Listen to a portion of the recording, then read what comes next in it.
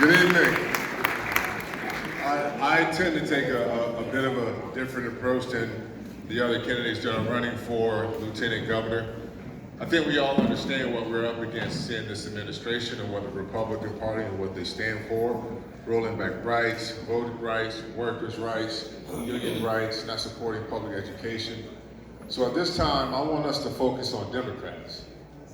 We have to focus on what we can do to build our party and to expand our party. It's about stepping up. My entire life, I have been stepping up. I am much more than just a football player. Yes, I played at Virginia Tech, I played for the Packers, New York Giants, Arizona Cardinals, but I am much more than a football player. You see, I hail from Hampton Roads, the 757. My mother raised 4 of us. I have older twin sisters whose birthday is on Christmas Day. My birthday is 2 weeks later, and I got a baby brother who got away with everything, so I don't really talk about him. My mother raised 4 of us by herself. My grandmother cleaned houses in the city of Virginia Beach. My mother's most important thing was to get an education, to graduate from high school, just graduate from high school. Unfortunately, my grandmother died from breast cancer at the young age of 49. And when she passed at the young age, my grandfather, who served in the United States Army, was born in 1918. He came to me, I was 10 years old. He said, "You're the man of the house." And he put a lawnmower on my head. And he put me to work. And I've been working my butt off ever since I was 10 years old, working at the Virginia Beach school bus garage, Farm Fresh, Target, to make sure I can help my mother out with bills. So when we talk about minimum wage, Medicaid, healthcare, I lived that. I experienced that. We talk about being a first generational college student to Virginia Tech. I wouldn't be where I am today without my public school teachers, without those coaches. It just so happened the good Lord blessed me with football talent and I was able to turn that into a full scholarship. But my grandfather instilled in me 3 important values. He said, keep God first, work for everything that you want, and your word is your bond. My freshman year in college, my high school sweetheart and I, we had a son together. So I was a first generational college student, I was a full-time student, I was an athlete, and I was going to be a father. Now, how many of you know who Frank Beamer is? Coach Beamer, College Hall of Fame head coach. I remember having to talk to Coach Beamer, and I always say it from my perspective. Coach, I can't stay here during the spring. I'm going to have a son. I got to go home and get a job. I'm going to take care of my family and be a better father to my family than my dad ever was to us. And I came home and I got a job working concrete. Working on a concrete line is hard work. It's really hard work. And if it was inclement weather, you didn't receive a paycheck. So understand what that means. So if you work 5 days out of the week and 3 of those days it rained, your paycheck is only 2 days. But you still got to put food on the table.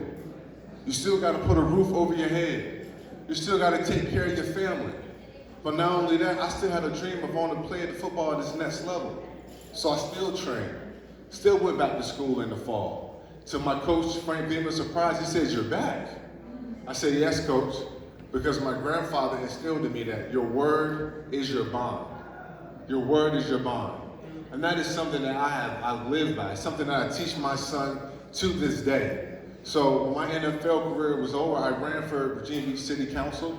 I garnered the most votes ever in the Virginia Beach election, becoming the youngest African American to win citywide and at large, all 460,000 people.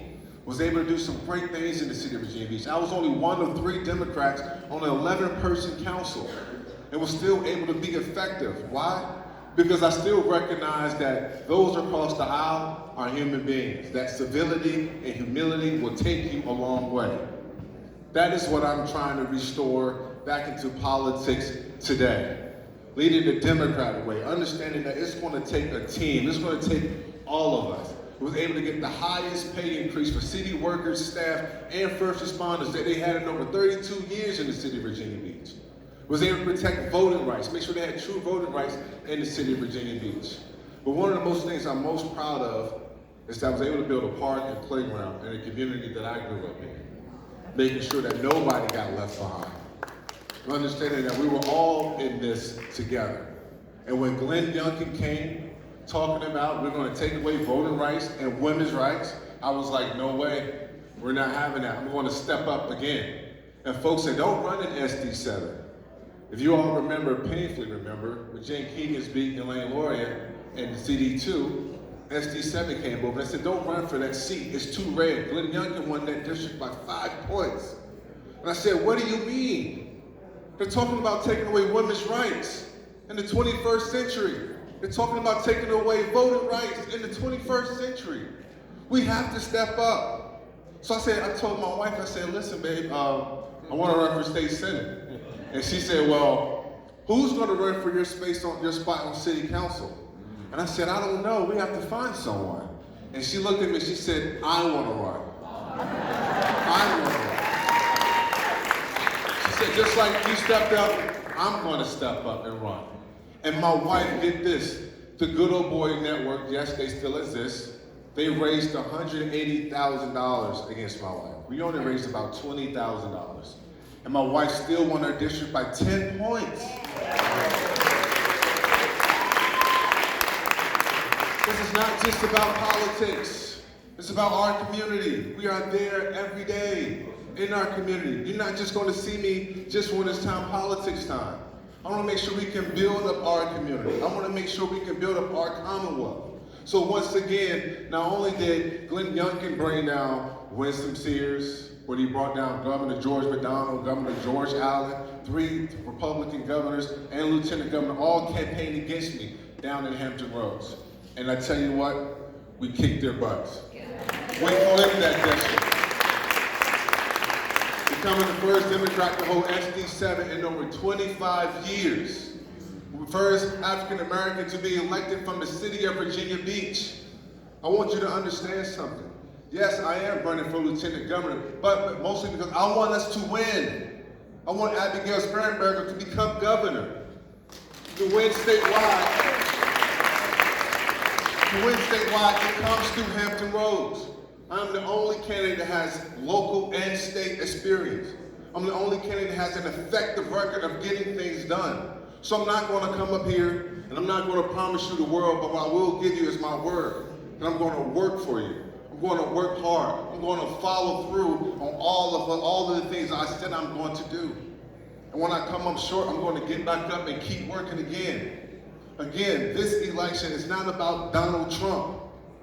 We know what they stand for. It's about Democrats. What do we stand for?